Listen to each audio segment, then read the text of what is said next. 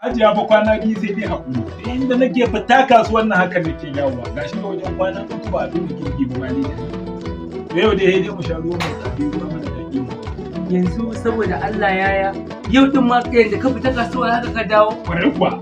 To wallahi Allah yunwa nake ji. Kayan ciki na ci nake kamar ana ta hausa namun su suna ta kiran yunwa ba. Ya za ka yi dole ka dauna annaba ai. Ya saurari. Irin da yake ke kawo da Wani umma di yawon da nake a gari ba na samu wallahi yunwa nake ji wallahi Allah ya kake ji a zafi. Allah ya maka hakuri da wannan. Yau kwana uku a yi ne. Wallahi kuma haka za ka dangana. Ka in bibiya za ka na wuce. Wai ni Kai ya haƙuri. sadaka Ya haƙuri. dan Allah dan annabi Aka ce ka yi haƙuri ko? ya maka almajiri da abinci ba cikin yau ne da To zo ka iba. Na ce shigo ka iba. To, gata. Ba, tunda kai dan mara kunya ne. Sai ka shigo ka iba. dankari makari nan ne Ka ji hajji wani ko. Eh, aka ce hajiya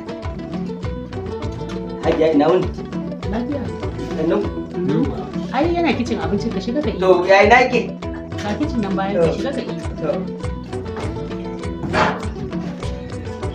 Ike ba mutu kuma? Aka dami da wai da ma da dauri. ai da bawa ka mutu ba. Kuka mutu. Allah ku ya. Hajiya, hajiya, aka da dan daraja da Muhammad sallallahu alaihi wasallam. Ko ga mu jare shi. Hajiya dan daraja Muhammadu da ya faɗa. Jare shi da daraja. Jare shi kuma da shi. Ai ka ga gobe ya dawo. Da annabin kuma da dangin mahaifiyar. Inda muka ga. Ka ga gobe ai bayani. shine ai bayani tashi baya Tashi tashi koyi mun ƙara ma.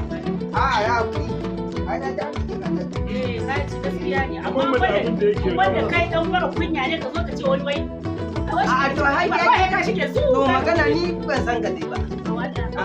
ko tana faɗa kana faɗa uwan mu ce fa Uwar ka ce ba. je ka wuce Ya ku ya kuri. Ni ban da ba ba.